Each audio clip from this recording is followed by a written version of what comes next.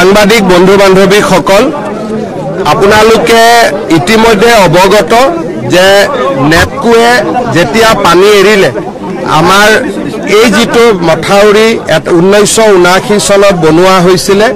এই মথাউৰিটো ভাঙি যায় আৰু আমতলা নগৰ এই গাঁৱৰ বহুত ৰাইজ ক্ষতিগ্ৰস্ত হয় গম পোৱাৰ লগে লগে মই মন্ত্ৰী ৰনোজ পেগুকো পঠিয়াইছিলো বিধায়ক মানৱ ডেকাও আহিছিল আৰু আজি মই কেশৱ মহন্ত পীযুষ হাজৰিকা আমি সকলো ইয়াতে আহিলো গুটেই কথাখিনি অধ্যয়ন কৰিলো ইয়াত এটা জান আছে অকনমান যদি জানটোলৈকে আমি পানীখিনি পঠিয়াই দিব পাৰো মানুহখিনি ইমিডিয়েটলি ৰিলিফ হয়তো পাব মই চেষ্টা কৰিম আৰু অহা কালি পৰখিৰ পৰা আমি এই মথাউৰিটো নতুনকৈ সংযোগ কৰাৰ কাম আৰম্ভ কৰিম ঠিক বানপানী হৈ যোৱাৰ পিছত সেপ্টেম্বৰত স্থায়ীভাৱে এই মথাউৰিটো নিৰ্মাণৰ কাম হাতত লম হয় সবখিনি সুবিধা আমি কৰি দিম কিতাপৰ পৰা ফিচাৰীৰ পৰা পশু পক্ষীৰ পৰা ঘৰলৈকে যিমানখিনি পাৰো আমি ৰাইজক সহায় কৰিম অলপ আগতে মই এয়াৰপোৰ্টত নেপকোৰ অফিচাৰখিনিৰ লগতো কথা পাতিছো আৰু তেওঁলোকক মই অলপ বেয়াকৈ কৈছো গোটেই বিষয়টোত আমি এটা তদন্ত কৰিম যদি নেপকোৰ দোষ আছে তেতিয়াহ'লে নেপকোকো আমি জবাবদিহি কৰিম সকলোকে সহায় কৰিম যিমানখিনি মানুহৰ ক্ষতি হৈছে এইখিনি আমাৰ খিলঞ্জীয়া থলুৱা মানুহ গতিকে যিমানৰ ক্ষতি হৈছে সকলোকে সহায় কৰিম আপোনালোকে এইটোৱে বুজক যে মই লগে লগে ইয়াতে আহি গৈছো কিহৰ কাৰণে যে মোৰ নিজৰ এটা মনত টিভিত দেখিয়ে মোৰ বেয়া লাগিছে মই লগে লগে ৰাইজৰ মাজত আহিছো 3-4 জনকৈ আমি মন্ত্ৰীৰ লগত আহিছো গতিকে আমি দুখীয়া মানুহখিনিক সহায় কৰাটো আমাৰ দায়িত্ব আৰু আমি সহায় কৰিম অবৈধ খনন চলি আছে যি কাৰণে পানী এৰিয়া লগে লগে নদীপুৰীয়া সংকিত হ'ব লগা হয় খনন কাৰ্য সেইটো কথা মোক কোনেও কোৱা নাছিল আপুনি আজি কৈছে মই ডিস্ট্ৰিক্ট চাব কম যোৱাবাৰ আহোঁতে দলং আহোঁতে মোক ক'লে হয়তো মই ইমান দিন চাব পাৰিলোহেঁতেন এতিয়া আপোনালোকে কৈছে যেতিয়া মই নিশ্চয় এইটোতো চকু দিম পূৰ্বতে নেপকোৰ লগত এই সংকাটত আলোচনা হৈছিল নেকি নেপকোৰ লগত কথাটো কি যদি নেপকো নাথাকেও পানীখিনিতো পাহাৰৰ নামি আহিব কিন্তু নেপকো থকাৰ কাৰণে এটা পৰ্যায়লৈকে পানীটো তেওঁলোকে ৰিজাৰ্ভত ৰাখে আজি মই তেওঁলোকক সেইটোৱে কৈছো যে ৰিজাৰ্ভটো বহুত ডাঙৰ হ'ব দি একেলগে যদি এৰি দিয়ে সেইটো এটা ডাঙৰ জলবোমা টাইপ হৈ যায় এই বিষয়টো তেওঁলোকৰ লগত আৰু অলপ সিৰিয়াসলি পাতিম 2017-18 এনেকুৱা হওঁতে মই নিজে আহিছিলো নেপকোটো গৈছিলো যোৱা কেইবছৰমান ভালে আছিলে এইবাৰ আকৌ এটা পৰিৱেশ হ'ল আমি আলোচনা কৰি তাৰ সমাধান এটা উলিয়াব যত্ন কৰিম হ'ব সমবায় দোকান হলে এখন উঠি যাব পাৰি নে নোৱাৰি সাইজত কিমান মানুহ উঠিব পাৰি দুজন পাৰি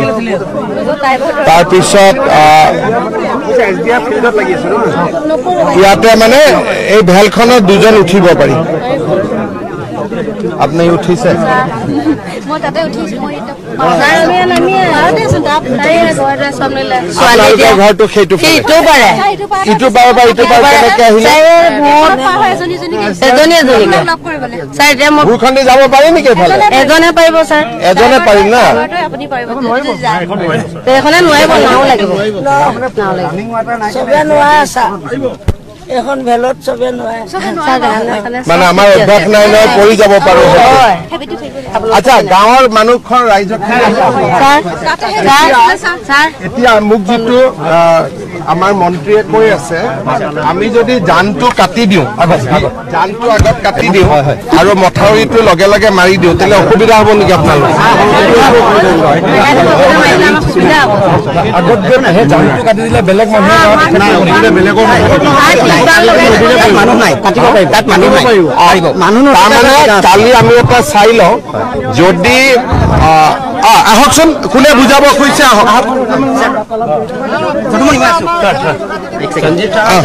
নমস্কাৰ হয় 14খন গাঁৱৰ যিটো পৰিস্থিতি বিশেষ পৰিস্থিতিটো মানে কি সেইফালে যিটো মানে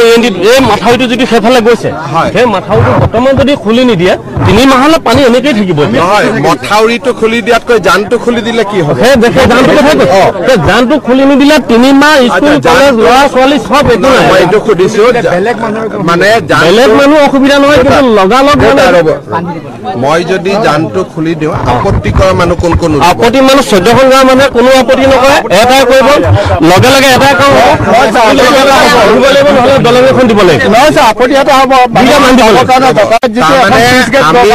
আমি এনেকে ভাবিছো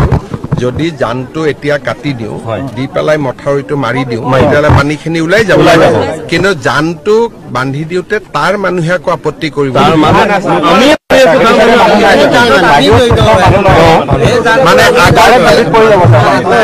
ডাইৰেক্টলি সেইটো কৰি দিম তাৰমানে এজনে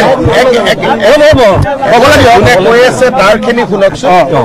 আমি জানটো কাটি পানীখিনি উলিয়াই জানটো আকৌ ফিল আপ কৰি দিম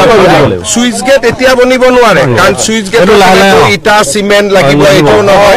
কিন্তু আমি যেনেকে মথাউৰিটো কাটি দিম তেনেকে তাক বনাই দিম আকৌ তেতিয়াহ'লে হৈ যাব এটা কালি কাম কৰিব আমাৰ মন্ত্ৰী আছে তেখেতে গোটেই কথাটো বুজি লৈছে কিন্তু বাকী মানুহে যাতে আপত্তি নকৰে আকৌ লগতে চাই যিটো মাথাউৰি এই মাথাউৰিটো ধৰি লওক আকৌ টিউবাল চিউবাল অকণমান লগাই দিব লাগিব একেই মাথাউৰি বনাই দিছে আকৌ একেই মাথাউৰি বনোৱাৰ কথাটো বানপানীৰ পিছত হ'ব তেতিয়া এটা ড্ৰয়িং হ'ব আপোনালোকৰ লগত কথা পাতিব কোনফালেদি বনাব লাগে কেনেকে বনাব লাগে যিটো মাথাউৰি আছে ছাৰ সেইটো মাথাউৰিকে আমাৰ টিউবাল দি পেলানি বনাই দিলে হৈ যাব সেইটো পিছত সেইটো ৰাইজৰ লগত আলোচনা কৰি এটা আমি স্কিম বনাম আপোনালোকে পৰামৰ্শ দিব এনেকে দিয়ক গোটেইখিনি কথা শুনি পেলাই বনাই যাব কিন্তু সেইটো বানপানীৰ পিছত হ'ব ছেপ্টেম্বৰ অক্টোবৰত হ'ব বৰ্তমান এতিয়া যিখিনি কৰিব খুজিছো আপোনালোকে বুজি লওক আমি তাতে কাটি দিম পানীখিনি ওলাই গ'লে সেইটো আমি মথাউৰিটো আকৌ লগে লগে মাৰি দিম এইটোও মাৰি দিম তাৰ পিছত ছেপ্টেম্বৰ মাহত ইঞ্জিনিয়াৰ আহি পাৰ্মানেণ্ট কৰাৰ কাৰণে আপোনালোকৰ লগত কথা পাতিম এটা কথা মই কৈছো চাউল এইবিলাক নালাগে ছাৰ আমাক খালি মাথাউৰিটো লাগে ছাৰ মই বুজিছো খালি সেইটো কাটোতে যাতে তাৰ মানুহে আপত্তি পাতিব আপুনি